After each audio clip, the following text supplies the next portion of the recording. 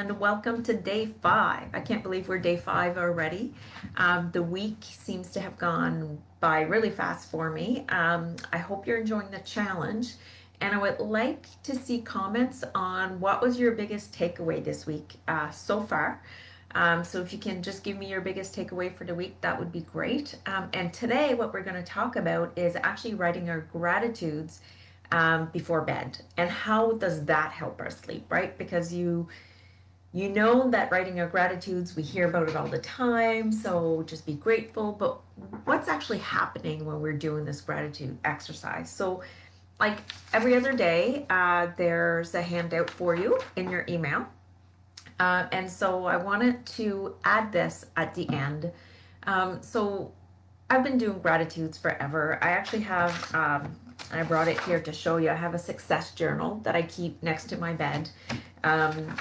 And so I love writing the gratitudes, but I also like writing my wins for the day, because I find that it's nice to have gratitudes, but it's also nice to actually celebrate our wins, no matter how big or how small they are, of what we accomplished during that day. So for me,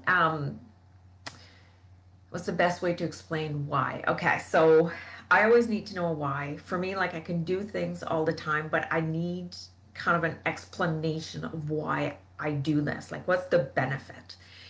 And my mentor, when I was taking a course with her, she talked about something called the emotional repetition.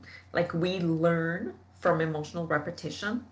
And we were actually talking about setting goals and making sure our goals aren't too big, because if they're too big, then we can't actually manage them because they're too big. And our emotional repetition a lot of times is that we're not good enough, or we're not able to accomplish something because it's the emotional repetition we've had. We've either tried something and failed too many times, or we were told we weren't good enough, or whatever reason. So the emotional repetition that we have in our brain, and they call it the negativity bias. It's what is ingrained in us. We tend to go towards the negative. 20 good things happen in a day, and what will we remember at the end of the day is that one thing we didn't do. So when she was saying that, and then she said, and so we need to teach our mind and body and our emotions to learn from the emotional repetition of feeling good. And it was like a light bulb that went in my head that went, ah, that's why I write my gratitude and my success journal every night. Because if I can take the 5 things and remind myself that was awesome in the day, and I can do that right before I go to sleep, which I've been doing for years, I am bringing in this good energy, these good feelings, and my brain is now going to focus on the positive going to bed, as opposed to what it wants to do and focus on the negative. So I had started a gratitude journal, and when I say doing your gratitudes, small things, they don't have to be big things, because just a small thing, like my cup of coffee this morning, it's an old cup of coffee now, but like this morning when I had this cup of coffee, grateful, because you know when you make that perfect cup of coffee that's just like tastes so good? Well, that was this morning. That goes into my gratitude and in my wins today. What else could be small? You know, just the fact that I went for a walk this morning. I was off all morning, so gratitude, I went for a walk and I was by myself in the woods. It was beautiful. That's a gratitude for today. It's also a win for today if you want to look at it that way. And so when I remember that before going to bed, and I count my successes and my wins and my gratitudes, my brain then goes, oh, it's safe. I can relax. I don't have to worry about the email I forgot. If it pops up, oh, I forgot to send an email today.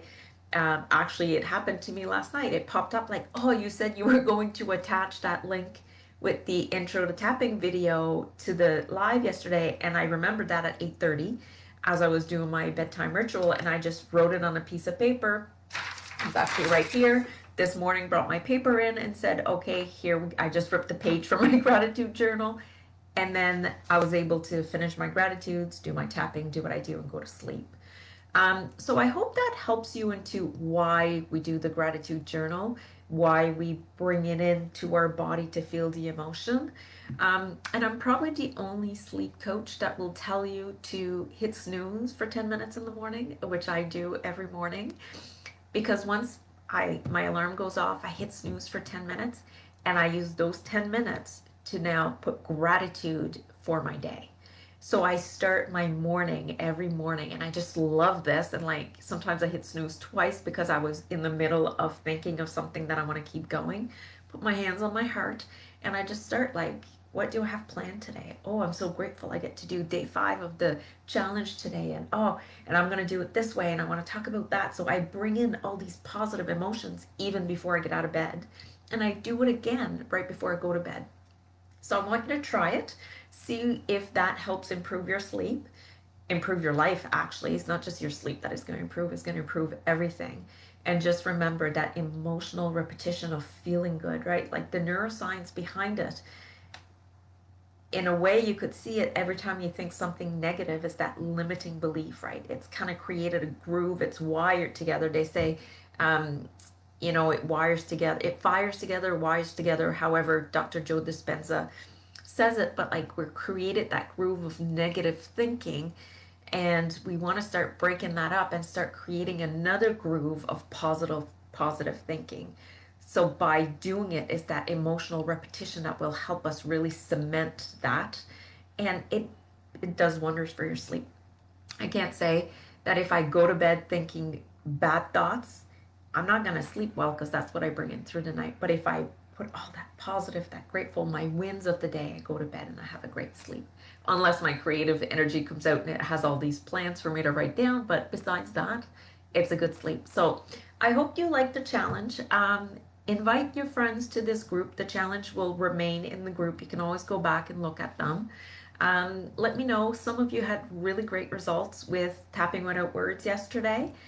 So just add that to your day. Even if that was the only thing you took out of this challenge, was on how to orient to the external environment around you and calm your body and your nervous system, that's amazing. If the only thing you take away from this challenge is that it's possible for you to have good sleep, you just need to get your mind and body in line and maybe shift some beliefs.